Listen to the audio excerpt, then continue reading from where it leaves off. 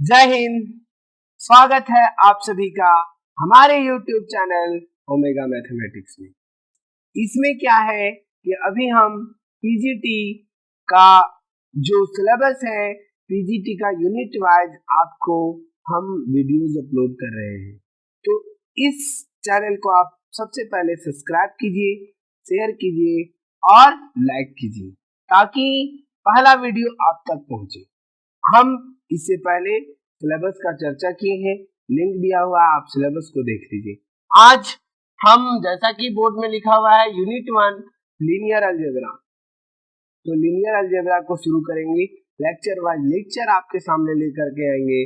तो linear algebra में हम लोग को क्या क्या पढ़ना है, तो आज के वीडियो में हम लोग वेक्टर स्पेस और उसके एग्जांपल्स को देखेंगे कि वेक्टर स्पेस क्या है, उसका एग्जांपल्स क्या है ना।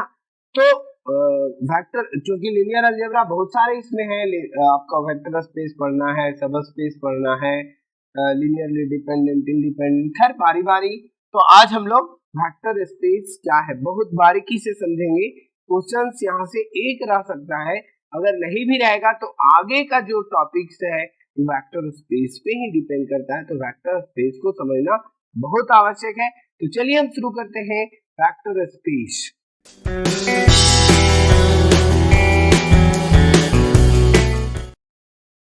तो वेक्टर स्पेस क्या है? वेक्टर स्पेस, तो देखिए वेक्टर स्पेस जो है एक अलजेब्राइक स्ट्रक्चर है। जैसे ये क्या है, मॉडर्न अलजेब्रा का जो हमारा यूनिट है अलजेब्रा, जिसमें आप ग्रुप, सब ग्रुप, फील्ड पढ़ेंगे, रिंग पढ़ेंगे। तो वेक्टर स्पेस थोड़ा सा उस पार्ट को लेकर के आगे बढ़ाया गया है, लेकिन बहुत ज्यादा उसका यूज तो नहीं है, लेकिन यूज तो है अल्टीमेटली, क्योंकि वेक्टर स्पेस जो एक अलजेब्राइक स्ट्रक्चर है। कैसा अलजेब्राइक स्ट्रक्चर है? तो यहाँ दो तरह के सेट्स रहते हैं। देखिए होता क्या है कि भी एफ, ठीक है, ये जो अलजेब्राइक स्ट्रक्चर आप देख रहे हैं भी एफ, यहाँ क्या है कि एफ आपका फील्ड रहेगा। एफ क्या होगा? फील्ड। अब फील्ड क्या है ये आप जानते हैं। फील्ड जो है, आप आईटेप पे मेरा जो लिंक दिया हुआ है वहां से आप फील्ड के बारे में, क्योंकि ये मॉडर्न अलजेब्रा में, तो फील्ड एक algebraic structure with to binary composition है ना। ए रिंग, जो रिंग होता है, ठीक है, फील्ड भी एक रिंग है, तो विथ टू बाइनरी कंपोजिशन। ये फील्ड तब होता है जब इसका जो सारे नॉन जीरो जो एलिमेंट्स है उसका यूनिटी हो जाए, मतलब वो क्या हो, वो भी मल्टीप्लीकेशन के रिस्पेक्ट में क्या हो जाए, ग्रुप तैयार कर दे। साथ ही साथ नॉन जीरो एलिमेंट्स जितने हैं तो मल्टीप्लीकेटिव इनवर्स है ना, क्योंकि जीरो रिंग में होना आवश्यक है। तो फील्ड एफ क्या है? फील्ड। और भी क्या है? कोई भी नॉन इम्पटी सेट। हम फील्ड के बारे में यहाँ बहुत ज्यादा लंबा इसलिए नहीं सीखे, क्योंकि यहाँ हमको वेक्टर स्पेस जानना है। फील्ड की ओर जाएंगे तो पूरा रिंग पहले समझेंगे, फिर उसके बाद कम्यूटेटिव रिंग, उसके बाद हम देखेंगे कि क्या है इंटीग्रल डोमेन। तो वहां जाकर के आप वहां समझ सकते हैं। और बहुत बड़ा फील्ड का जो फील्ड क्या है वो बहुत बड़ी बात नहीं है, आप वहां से जाके देख सकते हैं। खैर, तो हम कहा थे वेक्टर स्पेस। तो वेक्टर स्पेस क्या है, ध्यान दीजिएगा कि वेक्टर स्पेस एक अलजेब्राइक स्ट्रक्चर है जहां भी एक नॉन इम्पटी सेट है जिसके एलिमेंट्स को हम वेक्टर कहेंगे, और एफ फील्ड है जिसके एलिमेंट को स्केलर कहेंगे। अब देखिए यहाँ जो वेक्टर और स्केलर है वो मत समझ लीजिए कि वेक्टर कैलकुलस में जो वेक्टर आप देख रहे हैं ना, जिसका डायरेक्शन, मैग्नीट्यूड, वो बातें नहीं है। इसमें आप मिसअंडरस्टैंडिंग होने की बात नहीं है कि सर वेक्टर तो मतलब डायरेक्शन एंड मैग्नीट्यूड, आप वहां फंस मत जाइए। ये केवल क्या है कि दोनों के एलिमेंट्स को डिस्टिंक्ट, मतलब कि कहने का मतलब डिफरेंट करने के लिए, आपको कॉन्ट्रडिक्ट ना कर जाए, इसी वजह से क्या किया गया है कि भी के एलिमेंट को वेक्टर और फील्ड के एलिमेंट को स्केलर बोला जा रहा है। तो देखिए अब ये दो जो algebraic structure with two sets एक भी non empty set and a field. ये क्या है कि विथ टू बाइनरी कंपोजिशन, दो बाइनरी कंपोजिशन होगा हमारे पास, एक internal binary composition,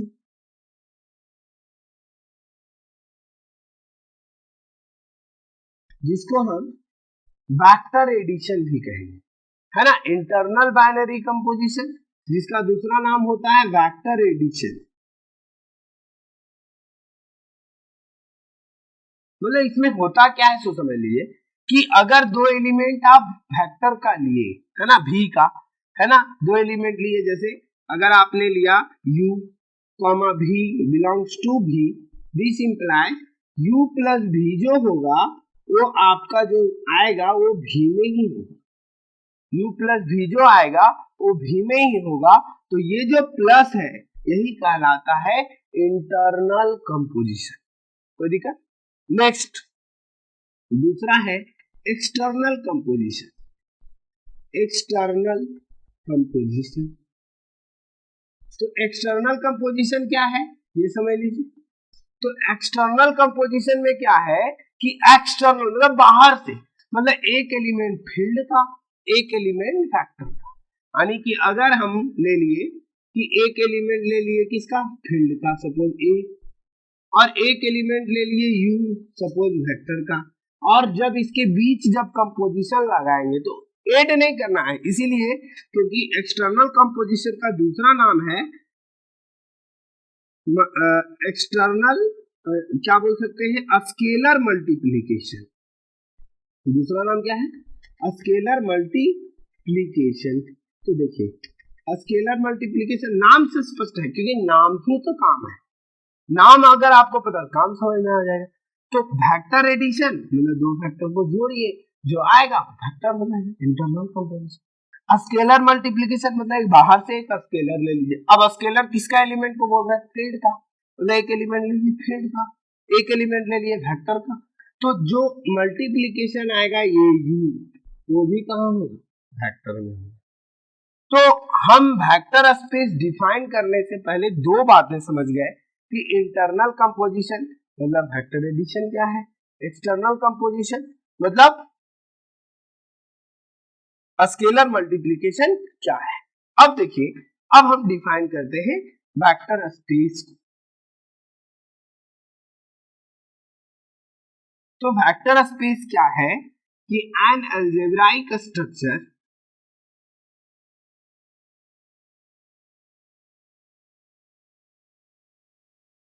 an algebraic structure here with two binary composition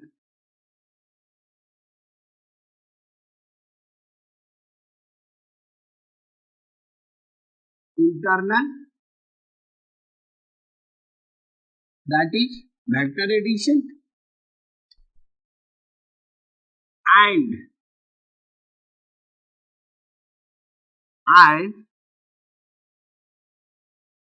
external, that is a scalar multiplication।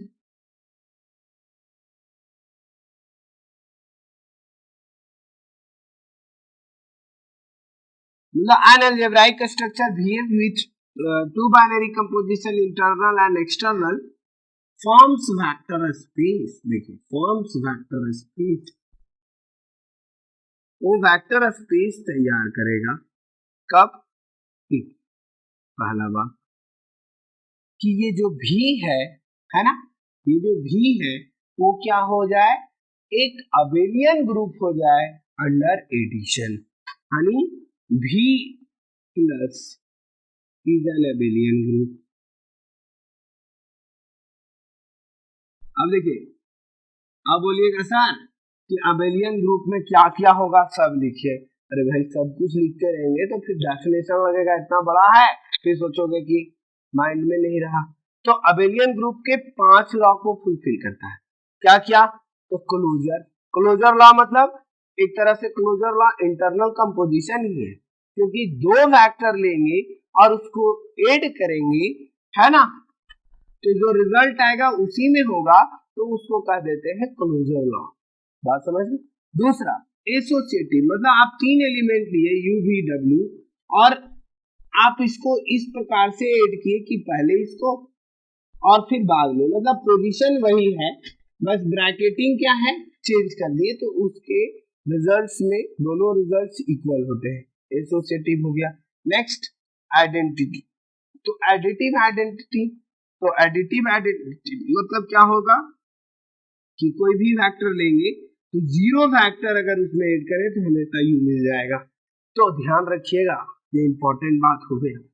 क्यों इंपॉर्टेंट हो गया कि अगर आपको वेक्टर स्पेस है, अगर कोई non empty set with field vector space है तो भी में जीरो होना बहुत आवश्यक, यानी जीरो वेक्टर का होना बहुत आवश्यक। अगर जीरो वेक्टर है ही नहीं, वेक्टर स्पेस खत्म। तो छोटी छोटी बातों को ही ध्यान रखना होता है कंपटीशन में, क्योंकि बड़ा बड़ा बात तो सब जानता है ना, छोटी बात को ध्यान रखना है। तो आपको हमेशा ध्यान रखना है कि वेक्टर स्पेस में जीरो वेक्टर हमेशा होगा, अगर जीरो वेक्टर नहीं है तो वेक्टर स्पेस। नेक्स्ट इनवर्स, मतलब हर वेक्टर का उसका नेगेटिव वेक्टर होता है, मतलब u प्लस माइनस u जो कि जीरो वेक्टर दे देगा, ये बात। और दो वेक्टर को आप ऐसे ऐड करें चाहे ऐसे ऐड करें, इसके रिजल्ट्स में कोई प्रभाव नहीं पड़ता है, तो इसको कॉम्यूटेटिव लो। तो क्या क्या हो गया, क्लोजर, एसोसिएटिव, आइडेंटिटी, इनवर्स और कॉम्यूटेटिव 5 हो गया। तो ये इस तरह से इन पांचों लॉ को फुलफिल करेगा भी, तो भी क्या हो जाएगा, under addition and internal composition abelian group. दूसरी बात कि स्केलर मल्टीप्लिकेशन है ना, स्केलर मल्टीप्लिकेशन को फुलफिल करने के साथ साथ कुछ और भी लॉ को फुलफिल करने चाहिए। तो भी जो क्या होना चाहिए, भी इज क्लोज्ड, क्या बोलेंगे इसको, V is closed under scalar multiplication, scalar multiplication. That is कहने का मतलब ये हुआ कि sir for all A belongs to F, कोई भी फील्ड का एलिमेंट ले, U belongs to, for all you belongs to V, implies that A U belongs to V होना चाहिए, मतलब स्केलर मल्टीप्लिकेशन। दूसरी बात, इसमें कुछ लॉ है। अब देखिए ये जो लॉ और इसके अलावा कुछ लॉ को फुलफिल करते हैं, वो लॉ आपको रटने की आवश्यकता नहीं, यही के एनालिसिस से क्लियर हो जाएगा। देख लीजिए, मतलब also fulfil some other laws, क्या बोल सकते हैं, आल्सो सेटिस्फाई, आल्सो सेटिस्फाई।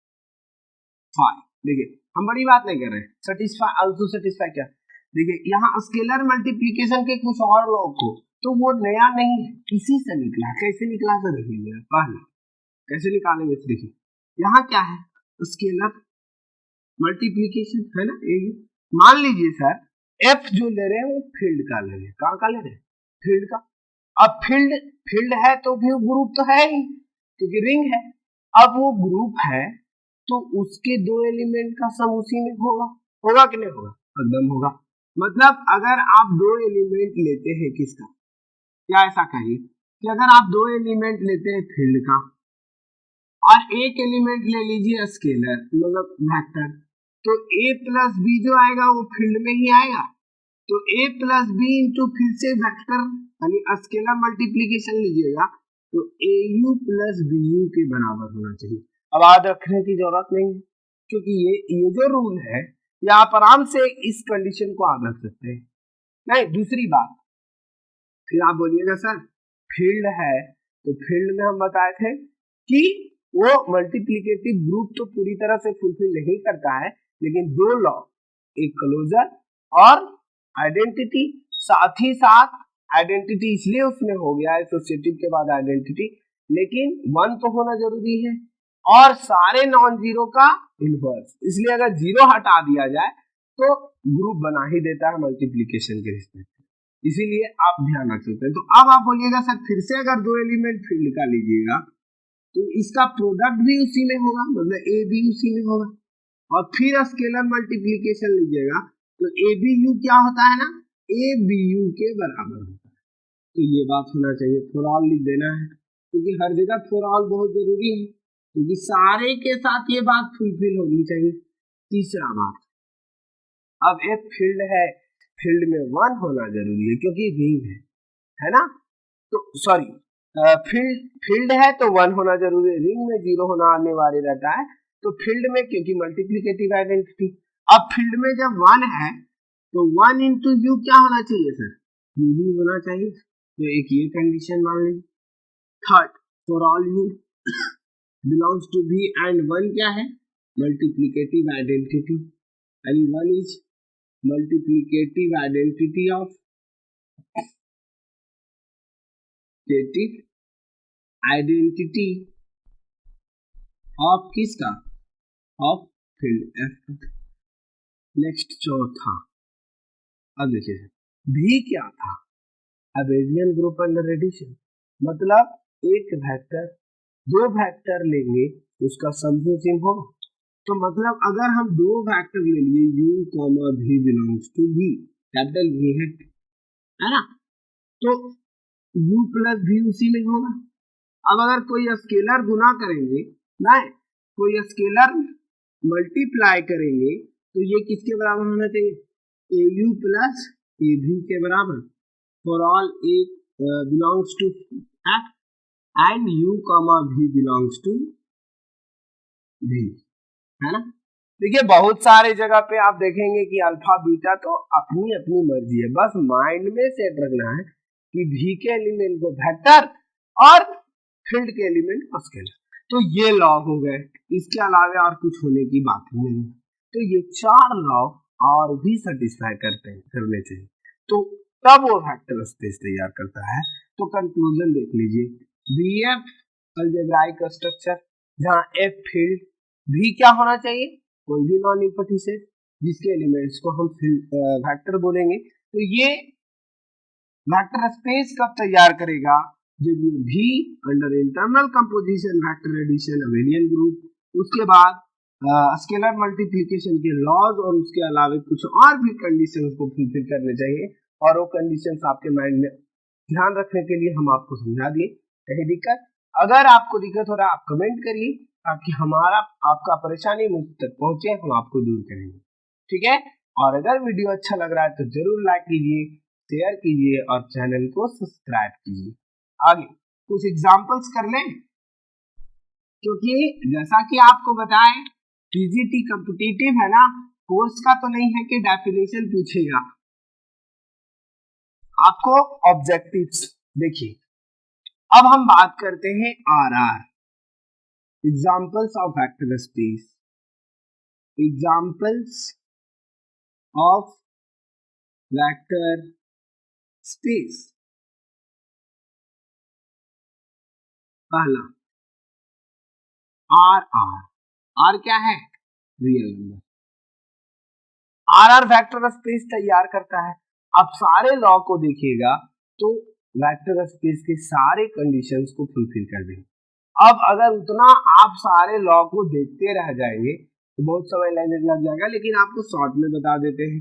ये R क्या है, रियल नंबर है, रियल नंबर है ना, तो real number under addition group होता ही है, बात खत्म, अबेलियन ग्रुप। तो ये हो गया V के कंडीशंस को, क्योंकि V भी यहाँ क्या R ही है, फील्ड भी R है, और R फील्ड है ही, अब R फील्ड है तो फिर ये तो हो ही गया। अब स्केलर मल्टीप्लिकेशन आप देख लीजिए कि अगर आप ले लीजिएगा कोई भी फील्ड का एलिमेंट, यानी कोई भी रियल नंबर और कोई भी एक और वेक्टर भी एक्चुअली R ही है, तो हम कोई भी ले लिए U बिलोंग्स टू R, तो AU जो आएगा मल्टीप्लिकेशन ऑफ 2 रियल नंबर, तो सारे कंडीशंस को फुलफिल कर देते हैं, तो ये हो गया आपका वेक्टर स्पेस तैयार करेगा। नेक्स्ट दूसरा है CR मतलब कि the set of complex number forms a vector space over the field R, over the field real number.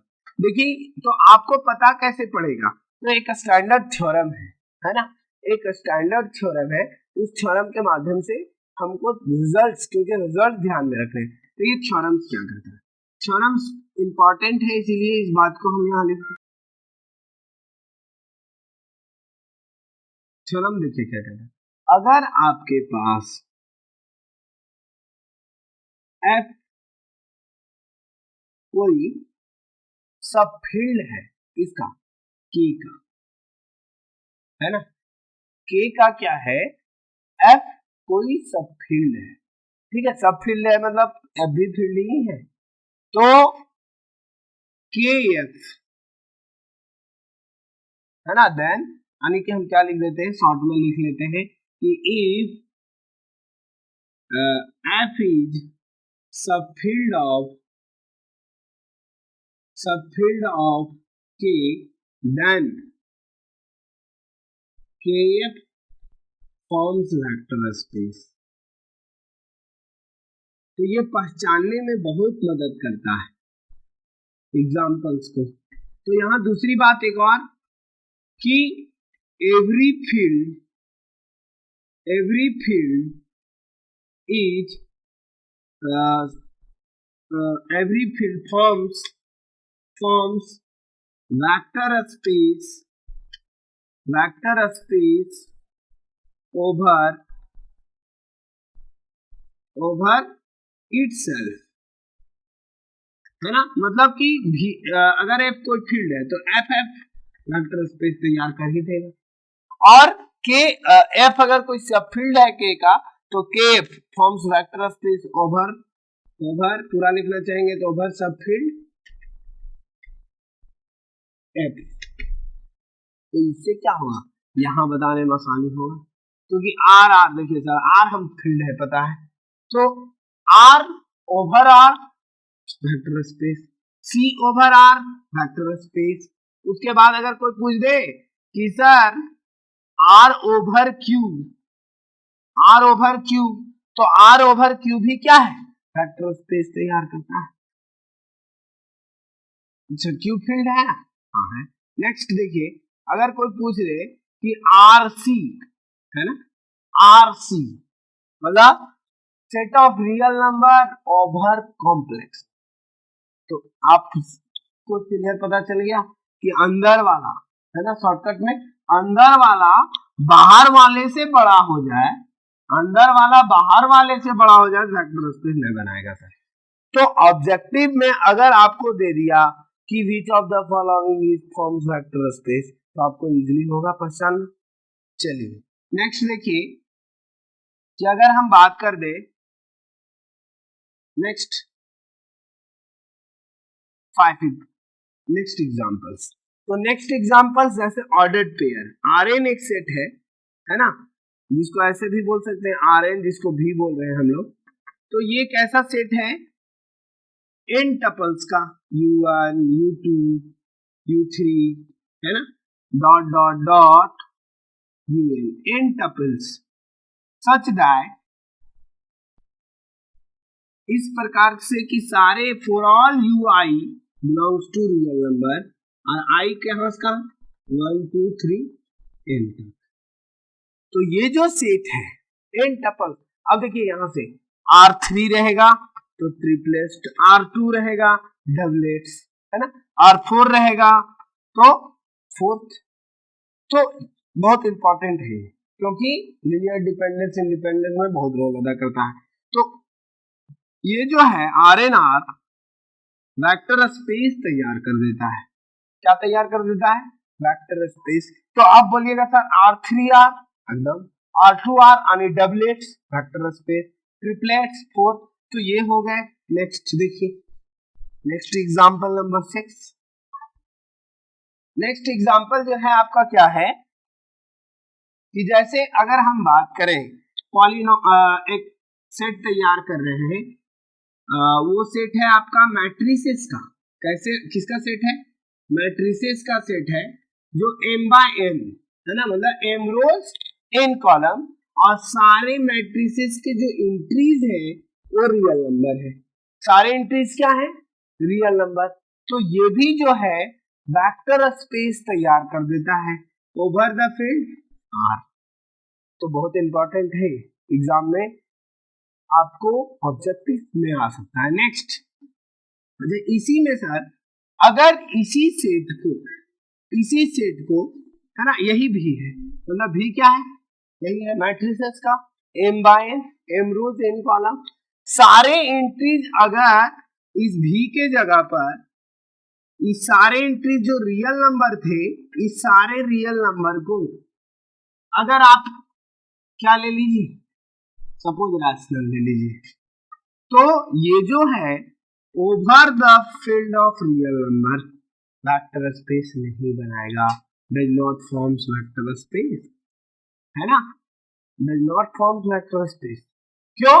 क्योंकि देखिए सर क्या यहाँ कमी हो जा रहा है, आपको एक एग्जांपल ले लेते हैं, सिंपल एग्जांपल ले लीजिए, जैसे अगर आप 2x2 का मैट्रिक्स ले लीजिए 1 3 2 4, एक मैट्रिक्स है ना, यानी वेक्टर का एलिमेंट ले लीजिए, एक स्केलर ले लीजिए रियल नंबर का, अगर आप √2 ही लेते हैं, क्या ले लीजिए √2 रियल नंबर है ना, इरेशनल है तो रियल है, तो यहाँ से देखिए जैसे मल्टीप्लाई करेंगे स्केलर मल्टीप्लीकेशन का कंडीशन, तो देख लीजिए क्या आता है, √2 3√2 2√2 4√2, और आप देखिएगा ये जो रिजल्ट आया इसके एंट्रीज हो गए रियल नंबर के, और हमको यहाँ बोल रहा है कि सर भी में वो सारे मैट्रिसेस हैं जिसके एंट्रीज जिसके एलिमेंट्स रैशनल, अब भैया आ गया इरेशनल, तो इसका मतलब this does not belongs to capital भी, यानी इसमें नहीं आया तो वेक्टर स्पेस तो फॉर्म ही नहीं किया। तो ये छोटी छोटी बातें को ध्यान रखिए। तो नेक्स्ट एग्जांपल्स आपके सामने, जैसे अगर हम एक सेट तैयार कर दें पॉलिनोमियल्स का, किसका, पॉलिनोमियल्स, है ना, n डिग्री का पॉलिनोमियल, जैसे a0 a1x a2x square dot dot dot plus an(xn), है ना, n डिग्री का पॉलिनोमियल हो गया। पॉलिनोमियल तो पहचानते हैं ना, जिसके वेरिएबल का सारा जो पावर होगा वो नॉन नेगेटिव होगा, है ना, तो आप जहां सारी entries A I real number, ठीक है, आई कहां तक, 0 से n तक, तो ये जो सारे पॉलिनोमियल्स के सेट्स हैं ये भी वेक्टर स्पेस तैयार कर देता है over the field of real number, over the field of real number. और फिर अगर यहाँ रियल के जगह पे फिर से कोई रैशनल ले लेगा ना तो फिर फंस जाएगा, क्योंकि सर अगर हम दो पॉलिनोमियल्स ले लेंगे, क्योंकि सारे एंट्रीज रियल हैं, तो कोई भी स्केलर मल्टीप्लिकेशन अगर आप रियल के जगह क्यू ले लीजिएगा और फील्ड आ रही है, तो कोई भी स्केलर मल्टीप्लिकेशन फिर से √2 लेके 2x plus 3x square plus 1 से मल्टीप्लाई करिए 2√2 लीजिए, कोएफिशिएंट मिल गया इरेशनल, और हमको चाहिए रियल, अगर यहाँ रैशनल कर दे सारे कोएफिशिएंट फिर हो जाएगा। तो ये ध्यान रखने की जरूरत है कि अगर यहाँ सारे एंट्रीज आपको रैशनल आप ले लेते हैं तो फिर vector space over the real number नहीं होगा। नेक्स्ट 9 एग्जांपल्स देखिए, अगर आप एक सेट ले ले सारे फंक्शंस का, कहां रियल टू रियल, तो ये भी वेक्टर स्पेस तैयार कर देता है ओवर द फील्ड आर। सारे फंक्शंस मतलब बहुत सारे फंक्शन होते हैं, है ना, तो अब देखिए कि बहुत सारे हमने वेक्टर स्पेस भी लिया, कुछ वेक्टर स्पेस फॉर्म नहीं भी करते हैं, उनके भी एग्जांपल्स ली। जैसे हम एक और एग्जांपल्स का बात कर लें, जैसे अगर सारे आप किसका, तो सीक्वेंस जान रहे हैं ना, तो सीक्वेंस की एग्जांपल्स, सारा sequence such that xn is a sequence, ये भी क्या करता है, वेक्टर स्पेस तैयार कर देता है। एक एग्जांपल आपके सामने हम दे रहे हैं, क्या है उस एग्जांपल्स को ध्यान से देखिएगा कि भी एक वेक्टर स्पेस है, ए बी सी डी सारे एंट्री यानी a b c d all are real, और फील्ड हमने एक लिया है, इस फील्ड में कैसे एलिमेंट है, a b sorry a belongs to real number, ठीक है, तो क्या यहाँ भी वेक्टर स्पेस तैयार करेगा, है ना, क्या भी वेक्टर स्पेस तैयार, तो ये स्टैंडर्ड हो गया ना। यहाँ तक के एग्जांपल्स क्या है कि बहुत इजीली आप बता पा रहे थे, यहाँ थोड़ा सा ध्यान देना है क्योंकि ये भी मैट्रिसेस है, ये भी मैट्रिसेस है, तो इसको कैसे चेक करेंगे। तो जैसे एक एलिमेंट आपको अगर हम लोग ले लें, सपोज करिए कि एक एलिमेंट हम ले लेते हैं इसका और एक एलिमेंट इसका मल्टीप्लाई करके, तो बहुत सारे कंडीशंस हैं। तो आपको क्या करना है, वैसे कंडीशंस को सेलेक्ट करना है जहां से रिजल्ट, कभी भी आप एग्जांपल्स को जब आप बनाएंगे, आप ऑब्जेक्टिव को टिक करेंगे तो ऑप्शंस को पकड़िए। क्या करिए, ऑप्शंस जो रहता है ना, ऑप्शंस को डिस्कार्ड करने का कोशिश करिए तो रिजल्ट आपको मिलेंगे। तो हम जब इसके नेक्स्ट वेक्टर सबस्पेस जब हम आएंगे उस समय आप इस क्वेश्चन को ट्राई करिए और कमेंट में लिखिए कि इसका क्या ये वेक्टर स्पेस है या नहीं, ठीक है। और हम जब वेक्टर सबस्पेस इसके आगे लेकर के आपके सामने वीडियो आएंगे तो वहां अगर आपका सॉल्यूशन नहीं रहेगा, आपको सॉल्व करके दिखाएंगे। तो आपको अगर वीडियो अच्छा लगा है तो लाइक कीजिए, शेयर कीजिए और चैनल को सब्सक्राइब कीजिए ताकि इसका नेक्स्ट वीडियो आप तक तुरंत पहुंचे। Thank you for watching. जय हिंद।